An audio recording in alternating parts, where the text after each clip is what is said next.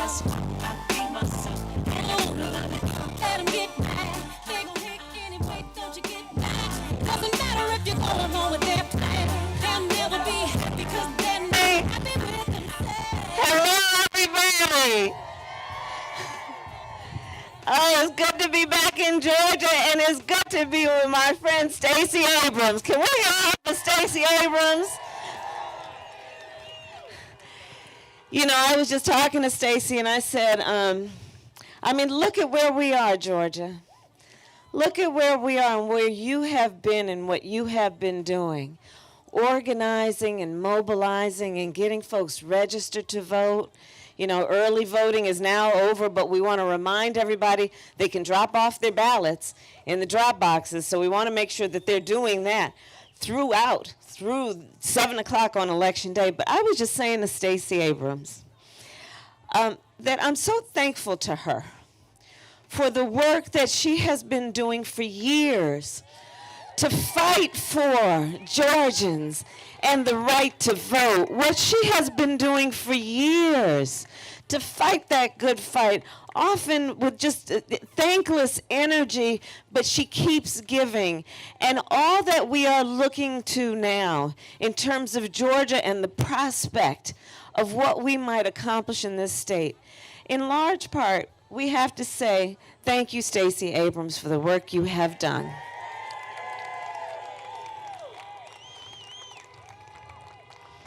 And I want to thank, of course, Lucy McBath. We got to get her reelected. Boy, there's Lucy. We talked about Lucy. You know, when you all elected Lucy McBath, that made a real statement about who we are as America. That was a real statement about who Georgia is as a state. That was a huge statement about who the South is. All of that happened when you sent Lucy McBath to the United States Congress. So let's make sure we send her back. I see Hank Johnson over there, Congressman Hank Johnson.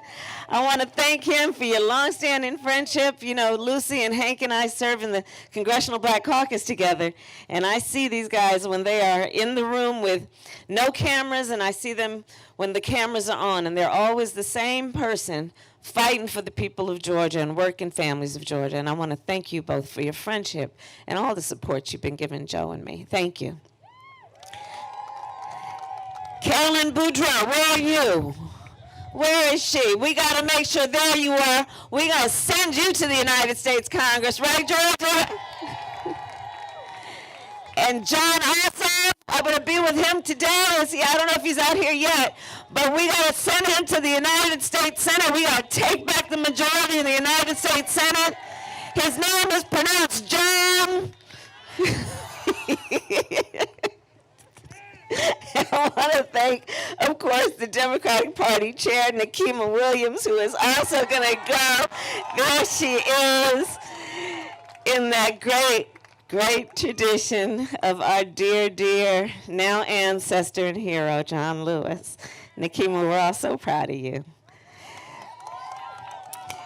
And Leslie Palomino, who introduced me, and Stacey said it, really just a voice about who we are again as a country and our future. And when I look at her and so many of our young leaders, I know our future is bright. So I'm back in Georgia. We got 2 days to go. And I came back to Georgia because I wanted to just remind everybody that that something's happening over there. Okay. Right, there we go. We don't want it to fall. You all are going to decide who's going to be the next president of the United States. You are. You're going to decide who's going to be the next president of the United States. And so I am back in Georgia to thank you for all you've been doing these years and these months and these weeks and these days.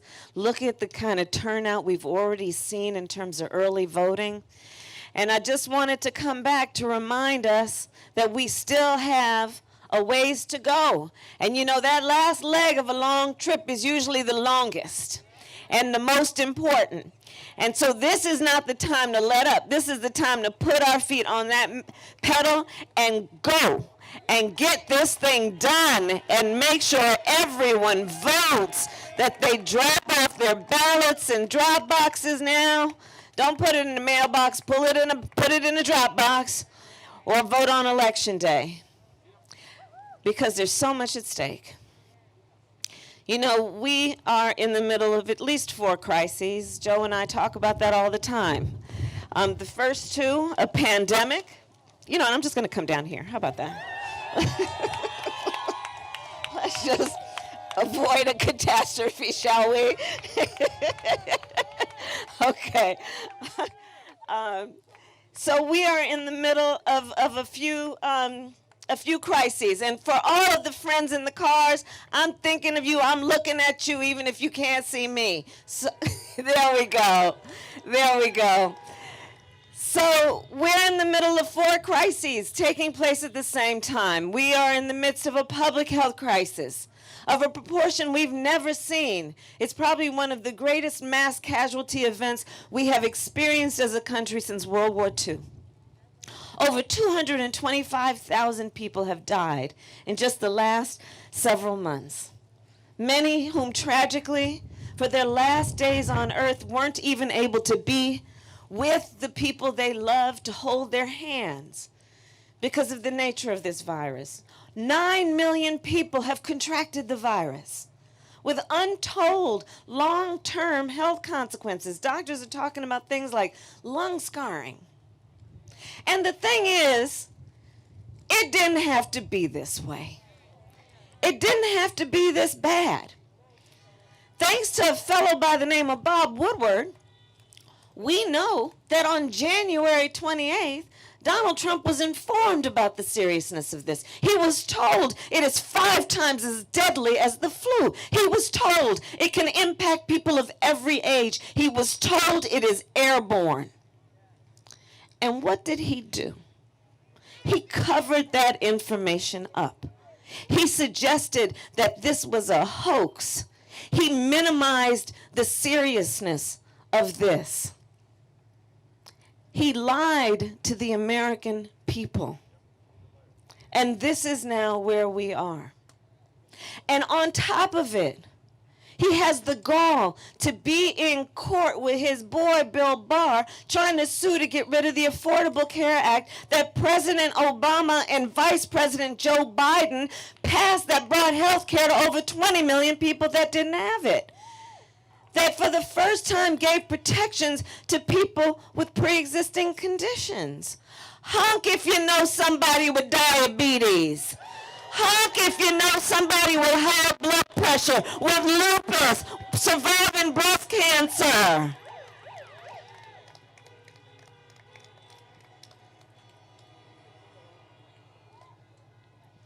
And they want to take it away. They want to sue to get rid of it. So you have that on the one hand. On the other hand, you have Joe Biden. Joe Biden, who says, we need to expand Obamacare.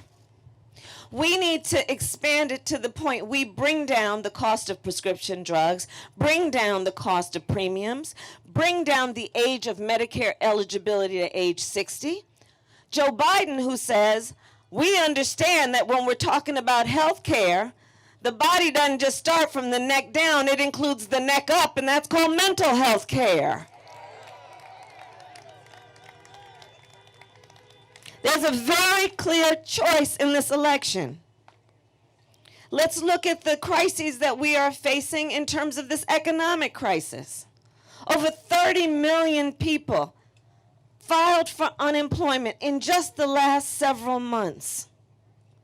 Here in Georgia, 1 in 8 households is describing a member of their household, if not the entire household, as being hungry. Here in Georgia, 1 in 5 households is describing an inability or a concern about their ability to pay rent.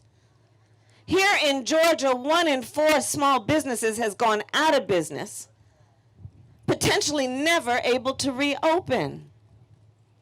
And again, Georgia, there's a real clear difference.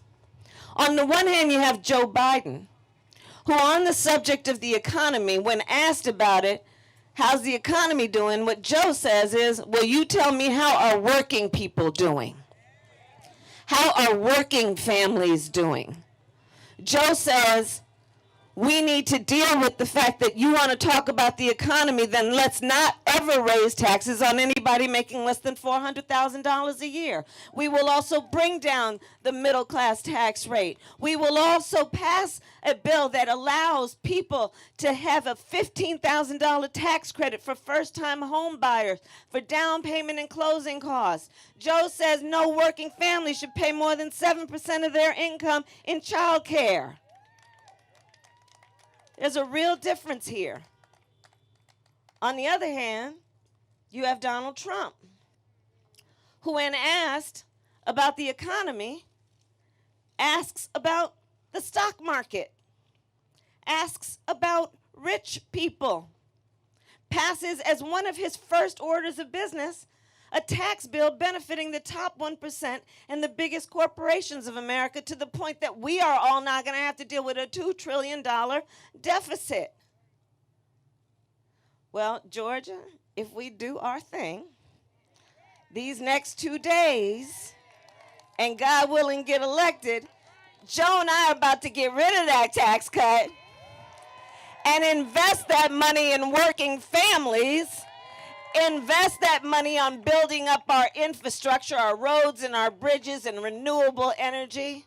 We're about to invest that money in our students coming from homes that make less than $125,000 to say, if you are coming from such a home, you will pay nothing for a 4-year college or an HBCU, private or public.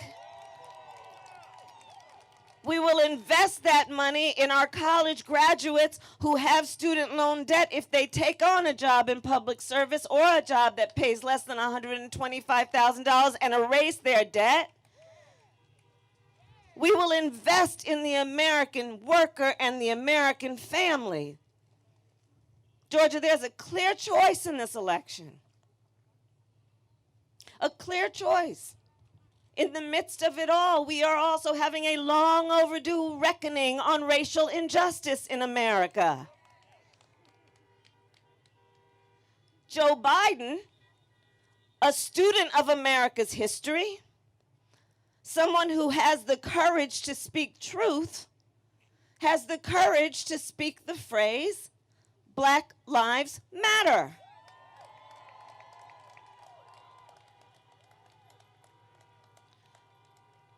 Joe Biden says, let's deal with it.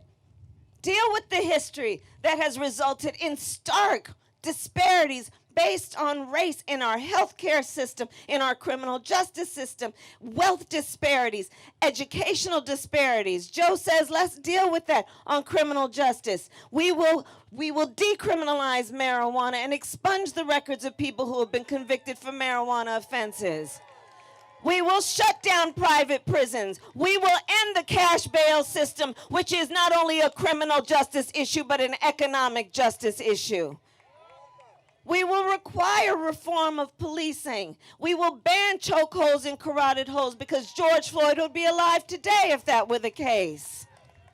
We will require a national registry of police officers who break the law, because it shouldn't be that you get fired in one place and then get to go to another place and get hired there. Joe says, let's deal with the racial disparities in our healthcare system when we see that blacks and Latinos are 3 times as likely to contract COVID and twice as likely to die from it. When we see that our Native American brothers and sisters have the highest rates of diabetes of any population in our country. When black women are 3 to 4 times more likely to die in connection with childbirth than other women. Joe says, let's deal with that. On the other hand, you have Donald Trump, who at that debate, you all remember that first debate? At that debate, refused to condemn white supremacists, and then didn't stop there. He doubled down and said, stand back and stand by. In Georgia, here's the thing. It's not like it was a one-off. Don't forget, when he was running for office and thinking about his political career, he had the gall to question the legitimacy of America's first black president. Don't forget on Charlottesville, where folks were peacefully protesting racial injustice. A young woman was killed. And on the other side, there was a group of neo-Nazis wearing swastikas, carrying tiki torches, spewing racial and anti-Semitic epithets. And the President of the United States said there were fine people on each side. A president of the United States who called Mexicans criminals and rapists, who as his first order of business, put in place a Muslim ban. Georgia, we are better than this. We deserve better than this. We want a president who understands that regardless of where you live, your race, your gender, your age, the language your grandmother speaks, that we all have so much more in common than what separates us. America knows we need a leader like Joe Biden who understands the importance of bringing folks together, who understands that the real measure of a person's strength is not based on who you beat down, it's based on who you lift up.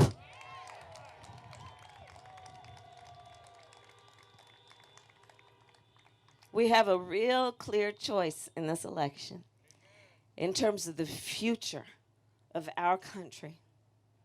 Not to mention the crisis that we are facing, which is the climate crisis. Now, y'all know I come from California, but the West Coast is burning. From California up through Oregon, Washington, over to Colorado, wildfires. I've met with families that have been evacuated, never to return to their homes. I've met with firefighters who were fighting the fires while their own homes were burning. In fact, my brother-in-law is a firefighter. On the Gulf Coast states, the neighbors to here, right? We've had 5 named storms just this year. And you know, you name a storm because it's that big. In the Midwest, floods that have caused farmers to lose a whole season of crops.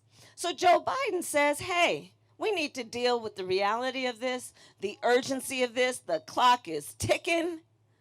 We need to have timelines like net zero emissions by 2050. We need to invest in renewable energies and wind turbines and solar paneling. And let us understand this is about the creation of jobs, millions of jobs. This is also about equity and civil rights when you look at the fact that in all of the poor air quality districts in our country, 70% of the residents of those places are people of color. Joe understands that. On the other hand, you have Donald Trump, who, I kid you not, so he was asked about the wildfires in California. And the question went something like, so there's, you know, the scientists are telling us that there's human behaviors that are contributing to these extreme weather conditions and the wildfires. The President of the United States, the Commander-in-Chief of the United States, responded by saying, science doesn't know. What is that? Well, here's the thing, Mr. President. Science does know, and so does the leading scientific magazine that endorsed Joe Biden for President of the United States.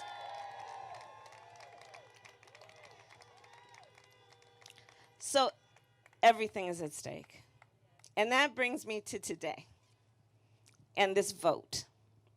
So by virtue of us all being here together, this is a group of leaders.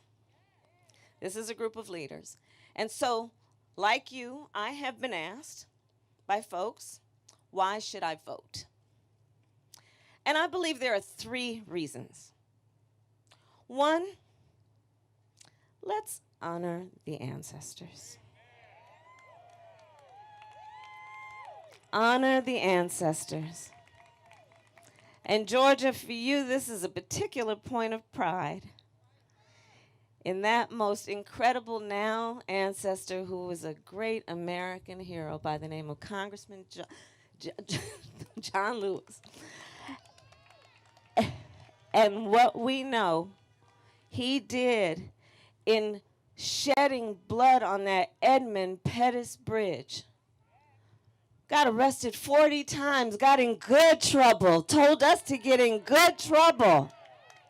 And you know the thing about John, and Lucy knows this, he was an extraordinary human being. And John also understood that the fight for voting rights is an extension, obviously, of our fight for civil rights. John was front and center on every civil rights fight, by the way. John was front and center on the fight for marriage equality. John was on the front and center fight for Dreamers and DACA and fairness and justice for all people. So this is a moment to honor the ancestors. That's a reason to vote. To honor the fact we just celebrated the 100th anniversary of the 19th Amendment. All those suffragettes in their white marching and shouting for a woman's right to vote. And of course, while we remember history, we must remember it accurately. Black women couldn't vote until 1965. So we still have work to do. Reason number one, honor the ancestors. Reason number two, everything is at stake. Everything is at stake. We have talked about so many issues. Let's talk about a woman's right to make decisions about her own body. Let's talk about renewing the protections for DACA. Let's talk about pay equity and what we need to do to make sure that all people, and that means women, get paid equal for equal work. Everything is at stake. Reason number three, and this brings me back to where I started talking about the work of Stacey Abrams, which is this. I've been traveling the country again. I've now come to Georgia many times. I was in Florida. I was in Texas yesterday and Florida. I'll be in Pennsylvania. I was in Michigan, North Carolina. I'm going there after I leave here. All over the country. Okay, what I don't need to tell Georgia, but I will just remind us all over this country, and in particular in recent history since 2013 when the Supreme Court gutted the Voting Rights Act. Almost 24 states put in place laws that were designed to make it difficult for us to vote. You know, here in Georgia, they were purging the voter rolls. We have seen in Texas how they were picking up drop boxes. You know, they put a thing in Texas, 1 drop box per county. I was in Harris County, where Houston is. 4 million people live there. They have 1 drop box. In states where they're saying, well, if you do a mail-in ballot, you got to fill out your ballot, then put it in 1 envelope, and then you're supposed to seal that and then put it in another envelope, and you got to be sure you sign it here, but then in some places you got to be sure somebody else signs it. Trying to make it difficult. Trying to confuse people. They were even messing with the post office. The post office. I mean, the nicest people work for the post office. And so we've got to ask, why do you think so many powerful people are trying to make it so difficult for us to vote? And I do believe the answer is because they know our power. They know our power. They know when we vote, things change. They know when we vote, we win. And so let us not ever let anybody take our power from us. It is ours. And election time, the power of our voice is through our vote, and we will not be deterred. We will not be sidelined. We will not be silenced.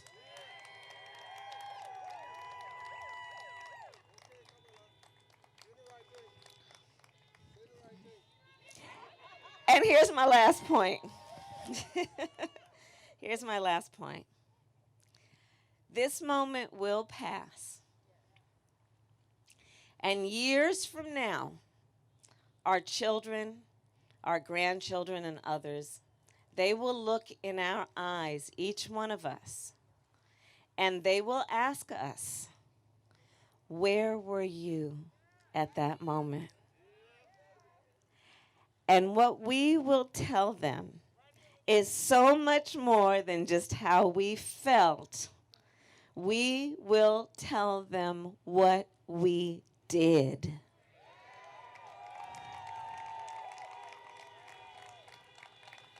We will tell them about this particular Sunday afternoon when we were hanging out in a parking lot together.